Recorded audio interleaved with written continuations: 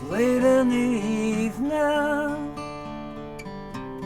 She's wondering what clothes to wear. She puts on her makeup and brushes her long blonde hair. And then she asks me, do I look alright?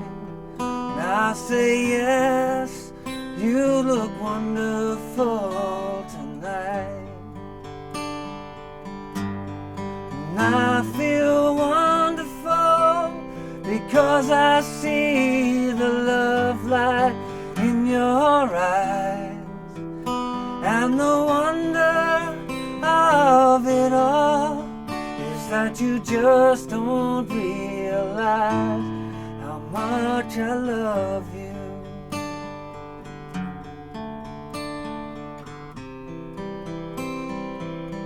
Hey, how you doing? Justin here. Today we are checking out Wonderful Tonight by Eric Clapton. Fantastic all-time classic song, this one. Really fun one to play as well. You can either do it with strumming, or I'll show you a little bit of this, like how to pick out the notes individually. You could do it finger style as well if you want. That works just as well. So let's start off by talking about the chords. So we're going to knock it down to like the simplest kind of strumming, like 4 down strums to the bar. Best way to learn a song is make sure that you get the kind of the rhythm right and know the chords and can make all the changes properly before you start fancying it up. So we'd start off with a G chord for a bar, then to a D with an F sharp bass. Lots of different ways to play that. I'll talk about that a bit more in a second. Then to a C chord, then to a D chord. That's what's going on while there's the little lead guitar doing da da da da, la da da da, la da da da. That little line there. Now, some people actually leave off the D with an F sharp bass and just play a regular D, and that's okay as well. If you want to just go G, D, C, D, that's fine as well. Just on the record, you can kind of hear that F sharp bass there on the second D, so I think it's probably worth putting in. So when we get into the verse, we got G, it's late in the D with an F sharp bass, C, she's wondering what D to wear. G, she puts on her D with an F sharp bass. C, and brushes her D black hair. C, and then she D's me. G, do I D with an F sharp bass to E minor, and I say C, you look D chord to G, la da da da, la da da C, la da da dee dum dum dum dum. So all of that is one chord per bar, except for that little rundown bit where the lyric is "Do I look alright?" where it's going G, D with an F sharp bass to E minor. So just on that one bar, it's 2 strums on each chord. So the D with an F sharp bass, lots of different ways of doing this. So it kind of depends on which chord you're going to and from, I guess. But if you're playing a G chord using your 1st, 2nd, 3rd and 4th fingers, like kind of a big G, you'd probably want to go to the D with an F sharp bass by putting your 1st finger on the 2nd fret of the thicker string, your 2nd finger in the 2nd fret of the 3rd string. That would be the kind of the appropriate one. Thinner string, you probably just mute it and leave it out. I often play a G chord using just my 3rd and 4th fingers. Either little finger sometimes on the thinner string, sometimes on the 2nd string. And if I'm doing it that way, I'll play the D with an F sharp bass using my 2nd finger on the thicker string, muting the 5th string, open, 3rd finger on the 2nd fret, the 3rd string, and little finger on that note D, the 3rd fret of the 2nd string. So it doesn't really matter which one of those you want to do. You might want to do a kind of a big one where you play a regular D and use your thumb to play the F sharp bass. That's a perfectly valid one as well. So it's kind of up to you know which one you like the feeling of. Really, that's the most important bit, is the bit that you feel comfy with. So let's go through one more on the verse without any of the kind of the singing. I'll just call the chords. So 3, 4, G to D with an F sharp bass, C to D. Got that again. G to D with an F sharp bass,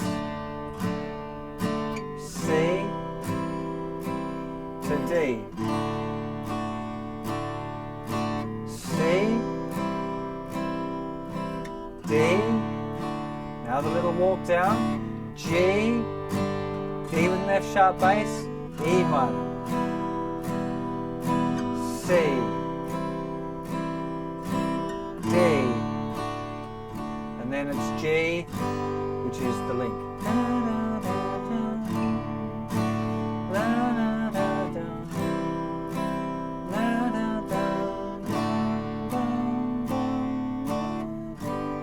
So you can see it's a fairly kind of easy chord progression, really, especially if you kind of get rid of the D with the F sharp bass and play a regular D. It becomes a very simple tune.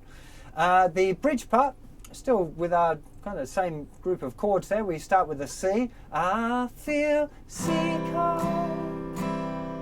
but D I feel the G with a D with an F sharp bass to E minor, and the C chord of it D is that you see, and back to D, how much a G chord. And that's the link thing again. The little lead guitar riff comes in. So once again without the lyrics, so just C to D, G, D with an F sharp bass to E minor. Just 2 strums on each of those ones. C to D, C to D,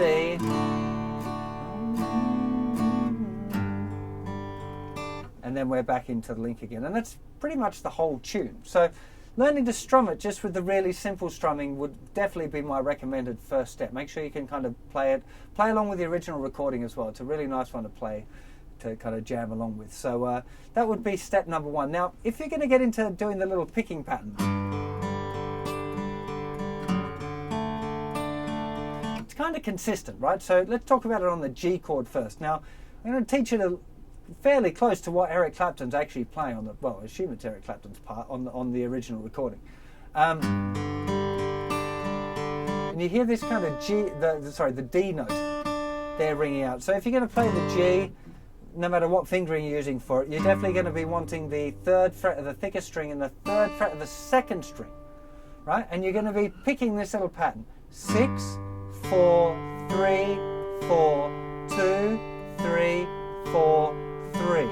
That's the strings that you pick. The 6th string being the thickest string, of course, and the 1st string being the thinnest. So again, the pattern is 6, 4, 3, 4, 2, 3, 4, 3. 6, 4, 3, 4, 2, 3, 4, 3. So that's first thing. Make sure you get it right on the 1 chord. Don't try, sticking it through all of the different chord changes first if you can't do it on the 1 chord, right? So just on the G.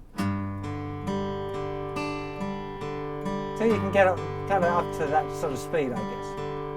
6, 4, 3, 4, 2, 3, 4, 3. Now, what's the picking pattern? Now, this is kind of a tricky one.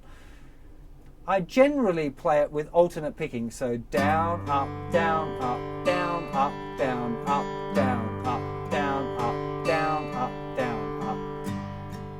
And the reason is because that's how I'd strum it. So I could kind of mix, I could be mixing the kind of the picking out notes and the strumming if I do it that way. And it kind of seems to make sense. However, I do notice often when I'm singing it, I'm not very strict about it. Sometimes I go down, down, down, up. So the first 3 are down, up, and then up, up, up, up, up, down, sometimes. Now this is not right, this is just what I noticed I was doing sometimes when I was singing. It was down, down, down, up, up, up, up, down. Doesn't make any sense at all to do it that way. I don't recommend it. But what I'm trying to get at is that you might find that using a different picking pattern kind of sits better for you, and that's okay. Okay, especially if you're singing and playing at the same time. It gets pretty tricky to have that kind of pattern going all of the way through. You know, it's a good idea to practice it so you can do it. I'm not saying don't. I'm just saying it's a little bit tricky, and I don't do it necessarily always exactly the same. So I don't expect other people to do what I wouldn't do or don't do. So now the good thing about this, if you do get that pattern, works exactly the same with a D with an F sharp bass. You change the chord, it's exactly the same. G, D with an F sharp bass. Exactly the same picking pattern, the same strings. When we move to the C chord, we have to move everything toward the ground one string. So we'd have 5, 3, 1, 5, 3, 2, 3, 1, 2, 3, 2. 5, 3, 2, 3, 1, 2, 3, 2. And for the D, it's exactly the same again, but the bass note moves to the fourth string. So 4, 3, 2, 3, 1, 2, 3, 2. 4, 3, 2, 3, 1, 2, 3, 2 would be the pattern. If you've got the songbook, it's written out for you. It'll be dead easy to read that way. So I'd recommend starting off with the alternate picking and see if you can figure it out that way. And if you end up kind of doing it slightly different, be cool with that. But that's definitely what I'd recommend that you start with. Now, a little hint for you, using an anchor makes a huge difference with being able to do this. So having your little finger out and just resting on the, anywhere on the guitar, not really rigid. Don't kind of let your hand get all kind of full of tension. Still wants to be relaxed, but just having it there as a little kind of bridge between here and there really makes it considerably easier to do this kind of picked finger style, or whatever you want to call it. As I mentioned, if you wanted to do it finger style, if you put your first, second and third fingers on strings 4, 3 and 2 and your thumb on the bass note, and simply go thumb 1, 2, 1, 3, 2, 1, 2. Now I'm talking finger numbers, not strings. Thumb 1, 2, 1, 3, 2, 1, 2. Now when we get to the C, all of that just moves down a string. On the D, just the thumb moves over.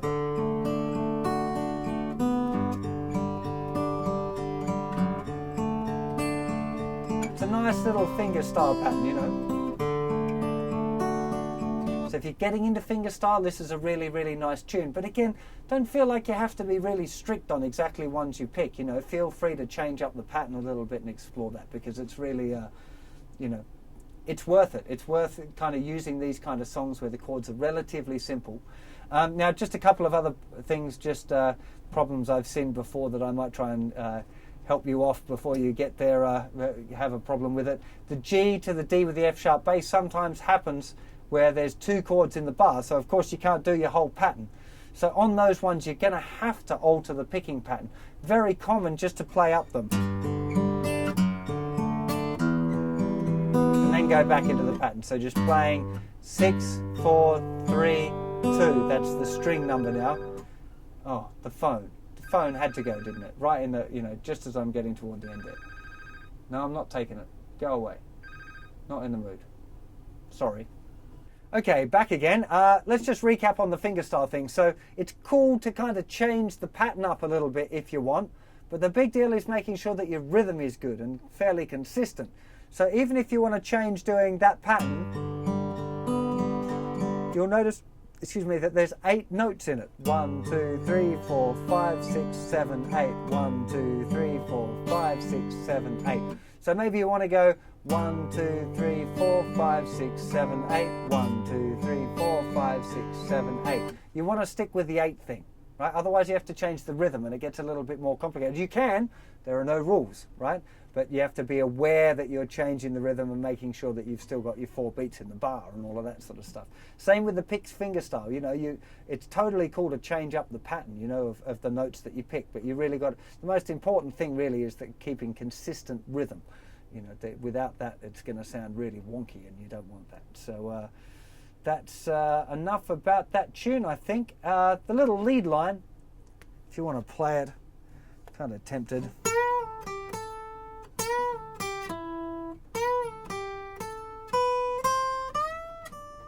Kind of difficult on acoustic guitar because it's got quite a lot of bending, but I'm not even going to give you a close-up actually. I'm just going to tell you and you can figure it out. So you're starting off with your 3rd finger on the 10th fret of the 2nd string with a bend, 8th fret and back to the 10th fret. Then it does, and it finishes this time with the 9th fret of the 3rd string. So 1st one, 2nd one, 3rd one. Now we do a little climb up. 10th fret on the 2nd string, 7th fret of the thinner string, 8th fret of the thinner string, a tone bend from the 10th fret of the thinner string, and then release it so it's at the 10th fret of the thinner string.